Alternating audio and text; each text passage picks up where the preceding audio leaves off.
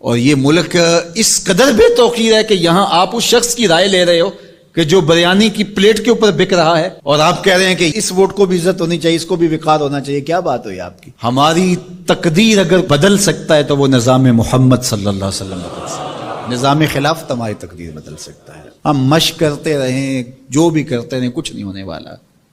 ماضی میں کتنی حکومتیں آئیں، بدلی، اب ایک حکومت آئی، اب یہ بھی شاید جانے والی ہے.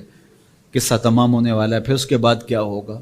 یہاں ایجنسیوں کے لوگ بھی موجود ہیں. میں میسج دیتا ہوں، کوئی ملک کے اندر سے سنجیدہ لوگوں کو اکٹھا کرے. 22 کروڑ کی عوام میں سے کوئی 100 آدمی بھی نہیں ملے گا جو دیانتدار بھی ہو، خیرخواہ بھی ہو اس ملک کا، اور باصلاحیت بھی ہو.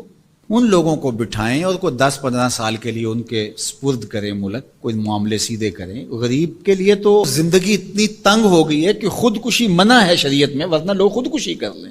یہ حالات اگر یورپ میں ہوں، دیگر ممالک میں ہوں، تو وہ تو اجتماعی خودکشیاں کریں.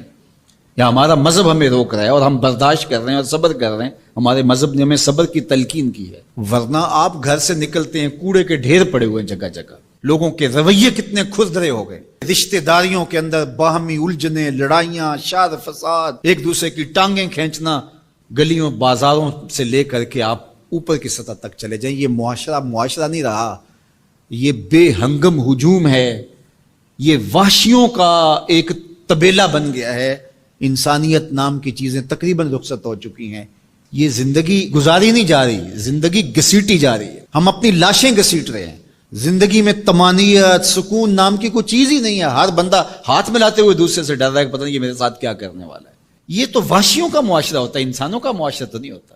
لوگ غریب سے غریب تر ہو رہے ہیں، اور چند لوگوں کے پاس دولتیں اتنی ہیں کہ ان سے شمار ہی نہیں ہو رہی. اور نفس کی کمینگی بھی ختم نہیں ہو رہی. کھا گئے لوگوں کو لوٹ کے، لوگوں کا خون چوس گئے. وہ کبھی آپ نے کوا دیکھا ہے جو بچے کے ہاتھ سے بھی روٹی چھین لیتا ہے؟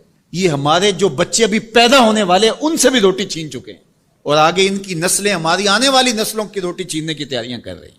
تو ہمیں اپنے آپ کو صحیح کرنا ہوگا. اور میں مشورہ دیتا ہوں، میری یہ باتیں ضرور پہنچائیں کہ خدا را رحم کیجئے. جو اپنے بند کمروں میں بیٹھے، انہیں نہیں پتا کہ لوگ کس طرح سسک سسک کے زندگی گزار رہے ہیں، کیا اذیت ناک زندگی ہے لوگوں کی. تو اس لیے خدا را اس ملک پر رحم کھائیں. جن کے پاس قوت نافذہ ہے وہ ضرور اس کو استعمال کریں، اور کوئی ایسا فیصلہ کیجئے کہ جو یہ پج مردہ معاشرہ پھر سے جی اٹھے.